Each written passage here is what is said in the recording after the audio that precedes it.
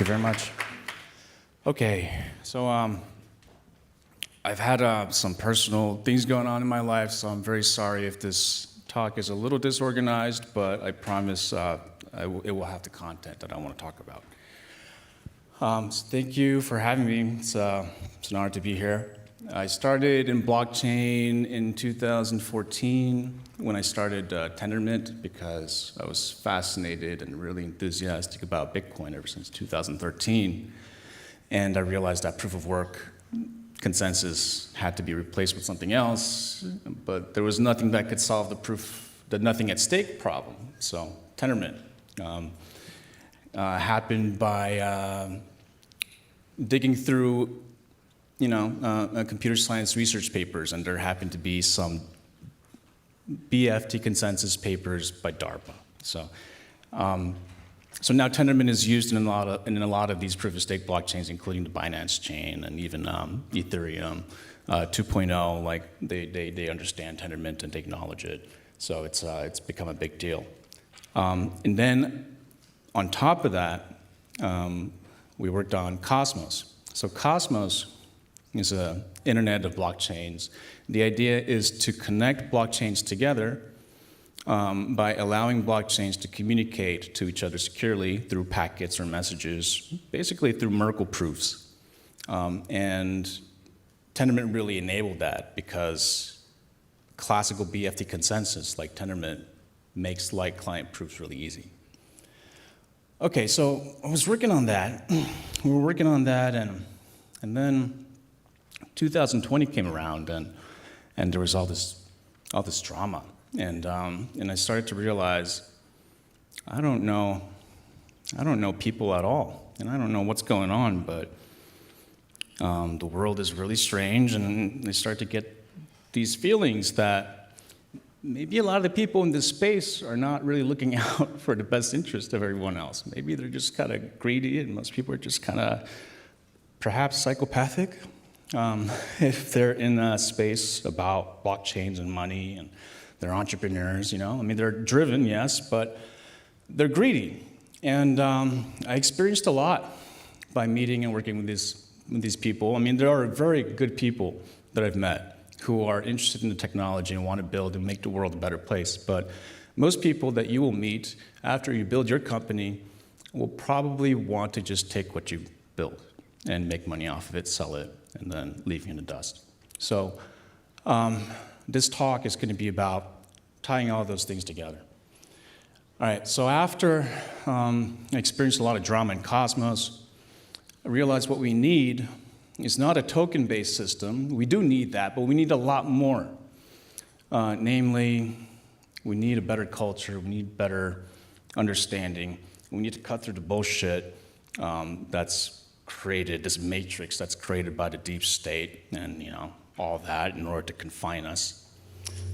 And I realized there are no good tools that we can really use today that do this. I mean, back in the day, people were making like Reddit forks. If you were into Web 2.0 programming, you would start off just making like a Reddit fork just for fun, right? But there's literally nothing on the market where you can just create your own Reddit clone. There's Setit, but it's almost like every one of these things get bought out in order to be removed. And I'll show you more and more about what kind of information I'm talking about. But I'm just so sick of the censorship, guys, that I think I know that what we need is not a financial DeFi application of the blockchain. Yes, we need that, but first and foremost, we need a information discovery, a blockchain that enables truth to be conveyed, okay? And what I mean is what I'm going to talk about. So I started working on NoLand. And the thesis with NoLand is you start with a language, a general purpose language such as Go, and you can actually build a metaverse that is purely based on logic and code, right? And you can, and what we've done is create a new paradigm of computing that even could be ported back into Web 2.0. Yeah, let's dive into it. So that's me. All right. Why? I'll go into more. I'm actually going to, in the middle of this talk, show you like a really scattered presentation. I'm going to show you the presentation that I want to give, but I can't because we don't have the tools. And if I were to give that presentation without the tooling, I would just sound like a crazy person. All right? All right, so like I was saying, this world is not what it seems. Everything is upside down. How many people just know this already and believe that, we're all being gaslit constantly? All right, who disagrees? Who thinks okay? All right, well, most people see that we're all being gaslit, and it's true. I mean, there really is a deep state. Whether or not they're really trying to depopulate you or not, I don't know, but they certainly have been running these programs. Including the lockdowns and so on. And it was all planned for decades. And there were whistleblowers. You just don't know about them because they're all censored. It's crazy. The information is out there. You just don't know. For example, U.S.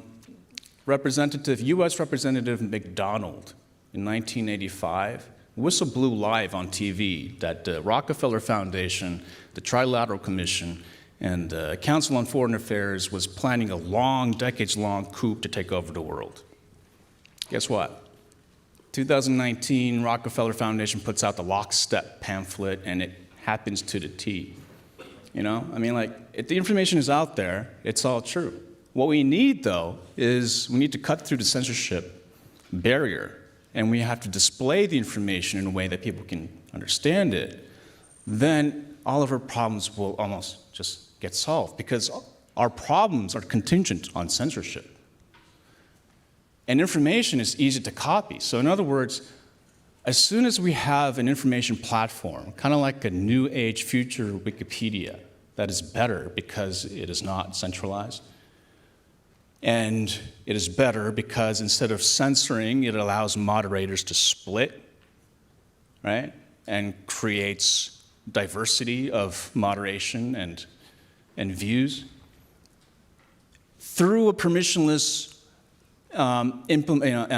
experimentation of smart contracts and code and structures, we will be able to find and create the new version of Wikipedia, the densely linked, hyperlinked knowledge tree that will be able to quickly bring anyone, be able to convince them that, yeah, you live in an upside down world, okay?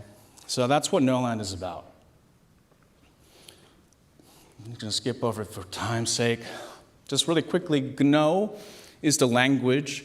It's basically like a fork of Go 1.17 before generics. I chose that language because it's really simple. I like simple spec languages, but it's also safe. So C is simple, and that's why it's so great. But it's not safe. It's not memory safe. And Go is memory safe. It's supremely object-oriented in the sense that it is based on embeddable structures and handles that really well. And it ties in concurrency in a language that no other language had done before. And we now live in a parallel multiprocessor world. So Go, I found to be the language that we should commit to for a while, kind of like Greece, Koine Greek was way back in the day, Go is the language. So Gno is the language. The GnoVM, I'll show you, is the virtual machine that interprets the Go or the Gno abstract syntax tree. And I'll talk more about that. And Gno.land is a blockchain that is basically like Ethereum, except instead of the EVM, we have the GnoVM. Okay, and let's go into it. So what is Gno? Gno is just interpreted Go. You can think of it that way, though in the future, I'm sure it doesn't have to be interpreted per se. But so what are its properties? It's not just Go. It's really special in that several things. One, there's no bytecode intermediary. Everything. So what I try to do is when I program, is I try to make things super intuitive so that you don't have to learn anything that is not intuitive. You know what I mean? So that way we can have a minimal stack from Tendermint consensus to the SDK to the smart contract, virtual machine to the application, all of it. Imagine all of that in just one language and as simple and as intuitive possible so that anyone who wants to learn programming in a university setting or anywhere can just understand how this works. And they will understand not just how programming works, but they would also understand how to create their own civilization with their own financial infrastructure and censorship-tolerant information network and so on. That's what we're trying to get at, and that's what we can do. All right, so intuitive is a huge thing for me. That's why there's no bytecode. It's all based on the AST, and it's all based on Go. Another thing is there's no persistence. What I mean is this. Our computers are designed with 2 tiers of memory. We've got RAM and we've got disk. And if you restart your computer, your RAM resets, right? So these are 2 types of memories. And so everything is kind of based on this paradigm. But in the future, we don't need to have this distinction because we're going to have memristors. You know, the HP invented thing. Basically, your RAM is going to be persistent. And that should come with a completely different paradigm of programming that doesn't even have databases or ORMs or file systems, because you don't need them. Now you can just have the language, and only the language. And of course, you can construct file systems and databases and use those APIs, but you don't need to because your instantiations, your instances in memory of structures, arrays, of maps and slices and all that, they are automatically persistent. You see what I mean? Okay, so, and imagine if not only that, but everything also automatically Merkleized at the end of a transaction. Okay, so here are 2 more concepts. In GNO, you don't just run a program forever. Everything is transactional. It's a transactional computing paradigm. Okay? And so that's why it fits nicely into the blockchain, obviously, but it's not just useful in the blockchain setting. You can also use it for Web 2.0. And in the future, in the long future, once we have memristors and everything, yeah, you'll be writing you'll be writing future-proof code. Simple as that. Just wait 20 years. Okay. So NoLand is like GoLang. I didn't make this one, so let's read some of these. Easy to learn. Sorry, what time is it? How much time do I have left? Okay, great. Easy to learn. Yeah, it's got the most adoption. I mean, I'm telling you, I've been a language geek for a long time. I've been working on. Before Go, my favorite language was CoffeeScript, but I also wrote an EVM virtual machine a long time ago, which became the Monax, Eris, Burrow virtual machine. Also worked on, basically a CoffeeScript interpreter, anyways. So I've been working on language for a long time. In fact, I was actually working on languages for blockchains, and I was working on language for a whole year in my room before I realized I didn't have any money left. And I thought, I should do this, but closer to money, and things will just work out. All right? That's how I got started. So now I'm going back to languages because that's what I love. Okay, so for blockchains, let's skip over for a bit. What is GNO? Okay, so GnoVM. Everything's deterministic. Our program, our CPU architecture, and our languages and our concurrency system, they're all designed to be non-deterministic.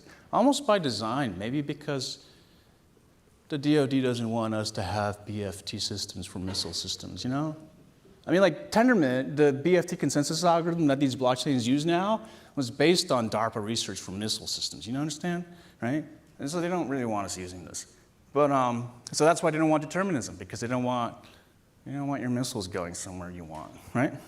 Anyways, source parser. Okay, so like I said, GnoVM interprets the AST. And what that means is you don't have to learn this intermediary system, because anyone who knows programming enough already understands the AST. And the AST, the abstract syntax tree, it's just a tree of nodes of the elements of the code, maps, like if statements, statements, expressions, constant expressions, loops. and so on, function calls. These are all the intuitive components of the language. It's like, they're like nouns, verbs, adjectives. You have to learn grammar before you really graduate school, right?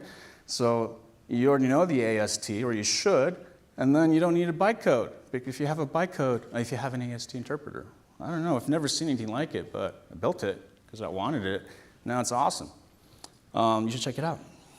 Okay, so it automatically persists. Anything in memory just stays forever. So in other words, imagine a GNO program is kind of,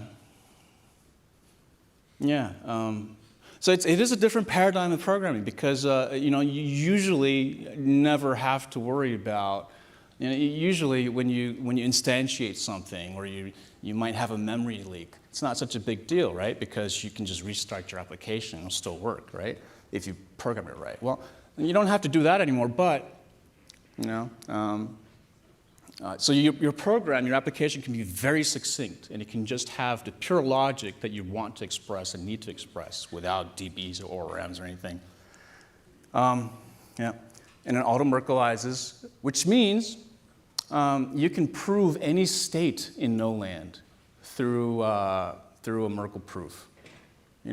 So we don't have to do like IBC, like in Cosmos, we have packets of information going from one place to another, from blockchain to another to send coins, right? But you can do better than that with GNO because you can just read the state of the blockchain. So it's a difference between like me communicating with you through the words I give you versus you just reading my body language. There's different kinds of IBC that we have yet to explore. So I call IBC 2 what is possible as an IBC implementation in smart contracts in GNO, because you can do that. Okay. I'm going to skip a bit here, and I'm going to go into the presentation that I kind of want to give, because it's not about just the code. If you're all here, or a lot of the people here, you're here because you want to create something interesting, and presumably because you want to be made, right? Do something in the world. And that's also why I was in blockchain. If I look back at why I started, it was because Soros started the Asian IMF crisis while I was living in Korea. And my dad lost his job because Daewoo had an issue because of the exchange rate with the dollar. And then after we got here, there was the housing crisis. And then I realized banking really sucks, and zero hedge is right. And I realized we need to build something better. Well, I want to show you a little more about what I went through so that while you're building your projects, you don't make the same mistakes I do. And at the same time, you will start to see a glimpse of what I want to build and what I want to convey and why I'm building NoLand. So I'm going to just, here, before I do that, here's an example. Solidity in Ethereum is great in smart contract program because it allows you to express your smart contract so succinctly compared to, say, programming the Cosmos SDK or something that uses perhaps WASM. And GNO is the same way because of everything I've just mentioned. Something that would require 3 lines would require a lot more lines than just about anything else except Ethereum Solidity. Okay? All right, I'm going to keep skipping over. Now, I'm going to show you a bunch of mind map slides that are ill-prepared, but and I'm going to talk, and I'm going to sound a little crazy. Well, I'm going to sound a little crazy whether you look at the slides or not. But the point is, what I'm trying to get at is I want to build this system so that next time I or someone else tries to give this talk, there are slides that show in rich detail what I'm talking about, kind of like a future, screenshot from the future of Wikipedia, right? And hopefully you'll get an understanding of what I'm trying to get at. Because after I experienced what I did in 2020, and after COVID lockdowns, and after I went down every single rabbit hole I could find, I realized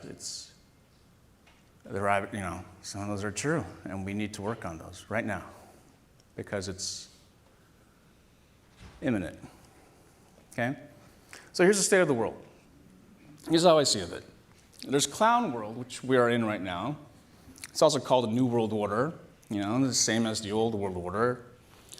Just rich people getting richer and controlling and having total domination, right? Just like the song, Oliver Anthony, Richmond, North of Richmond. How many people have heard that one? Yeah? How many people have not heard Oliver Anthony's Rich Men over Richmond? Okay, look it up, Rich Men over Rich. It's the guy with the red beard. And the cool thing is, that song got 0 airplay because the world wants to censor that guy. It's despite the fact that his song is good and it touches people. The reason why you don't hear it on the radio is because the system wants to censor him. And despite 0 airplay, it reached #1 in iTunes because it resonated with people.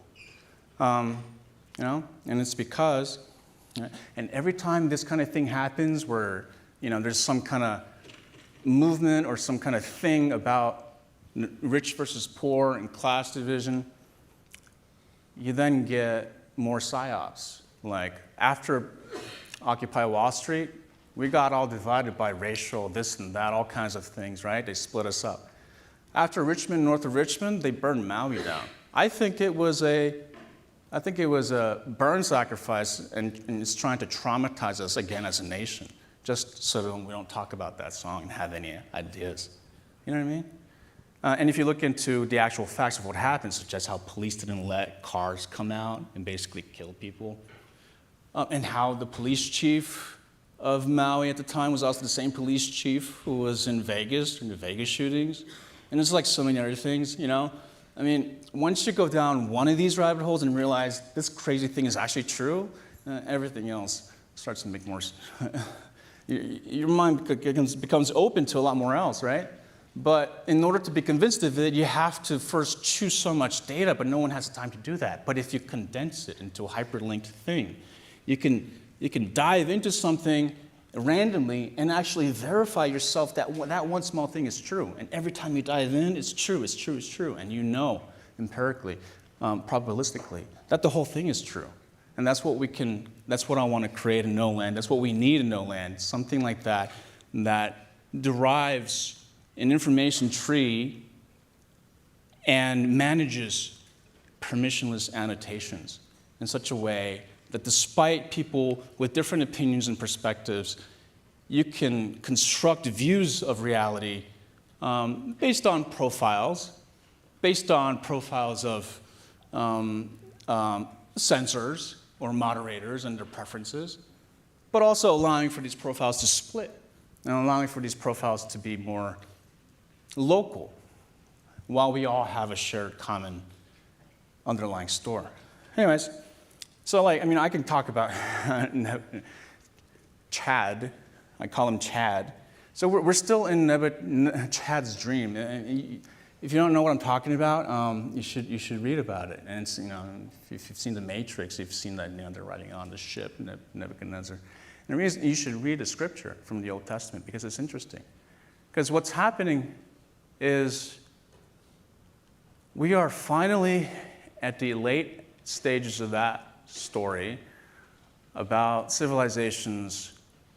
By the way, in order to understand what I'm talking about, you have to get this thing called Adam's synchronological history map. Does anyone know what I'm talking about? The synchronological, okay. Oh gosh. You go to Amazon and search for Adam's synchronological history map.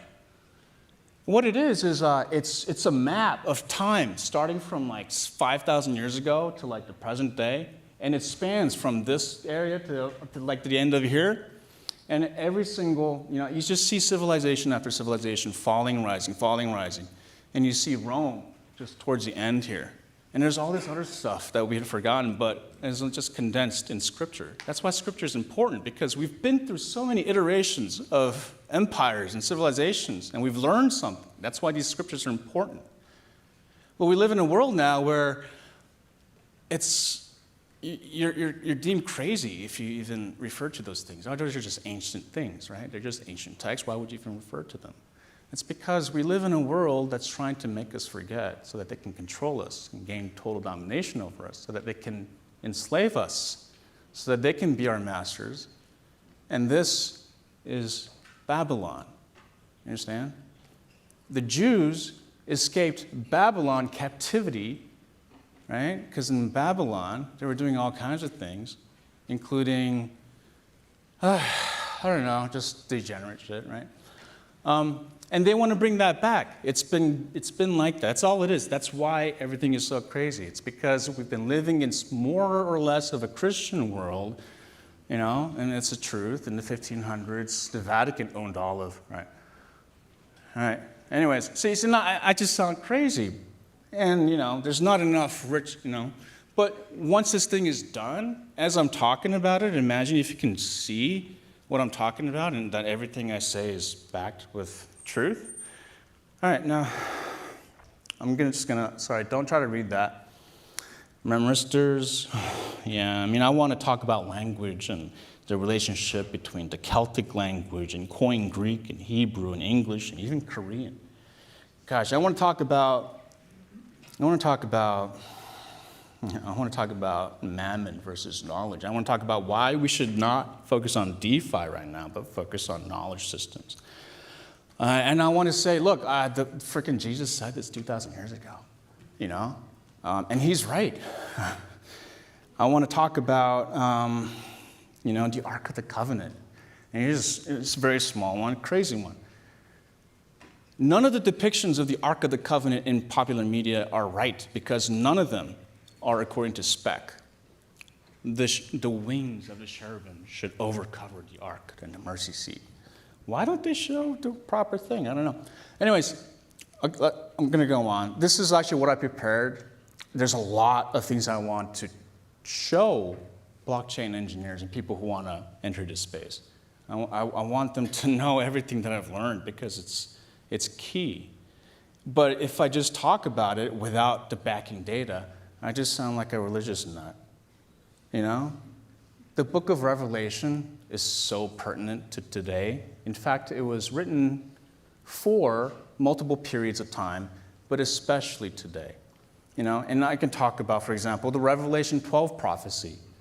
Revelation verse 12 talks about a lady with moon on her feet and 12 stars above her head, clothed with the sun, you know, birthing, you know, and the baby about to be eaten. But this is an astrological encrypted date timestamp for decentralized coordination of Byzantine fault-tolerant societal coordination. You know what I mean? And that verse, Revelation 12, refers to a particular date because if you look at all of those qualities before and after, thousands of years, the only time that all of those things match up is 2017, September 23rd. Now, this is interesting because it ties in with everything else that's going on according to the book of Revelation, including the mark of the beast, including even Elon Musk renaming Twitter to X.com. Believe me, it's all related. And the fact that he's related to Freemasons and the Illuminati, he even says so, according to what he wears, and the fact that the Freemasons, their logo is a compass and square, is actually two X's, and how what they're trying to bring back is the really ancient Akkadian moon god, Sin, whose name is spelled XXX. Now, I just sound crazy right now, right? But the book of Revelation is talking about this temple of XXX, XXX, and it's got these characters, the harlot of Babylon, the first beast, the second beast that administers the mark of the beast, so that in order to buy or sell or travel anywhere, you needed to get the vaccine mandate, right? And people are playing into this, and it's all in plain sight. But people are ignorant because we don't know what they're thinking because they're censoring it. And so they do it openly and mock us and think they're better than us. But really, the reason why this is happening is because We just haven't yet built the censorship-resistant knowledge conveyance tools. But it's coming.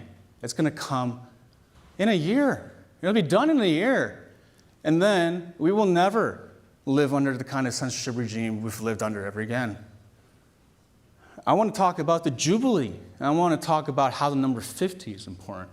I want to talk about how sound is important in the Second Coming. I want to describe the Second Coming in logical terms so that you understand why people can say these things that seem surreal, like reincarnation. That's kind of crazy, yeah. But when you think about the fact that we're all just meat and that we are composite elements of the universe and that we are all one and we are time, future-seeing entities that have a role to play in this universe, and that we're all one and we're all going to make it together or fail together. You know, the sooner we see that, the sooner we will fix our problems, we will focus on the right things, increase our wisdom, and finally stop focusing on the wrong things and learn how to let go, to unclench that mind that is driving you to be successful like it did me, because I was angry too. But first, learn how to let go. That metanoia was mistranslated to repent, to imply pain. That metanoia is easy. It's one thing. Think of it like this. I learned this from being confined in a space against my will for 3 days. And I learned how to do it. Think of it as a muscle that's in your head. You just let go. You have an off switch. Everyone has an off switch. And if you learn how to turn off your anxiety, you will finally be able to love, and the universe will just be so much better to you. And if we all learn to do this, and we do this, we will actually just fix our problems in the world, because that's all it takes. Thank you very much.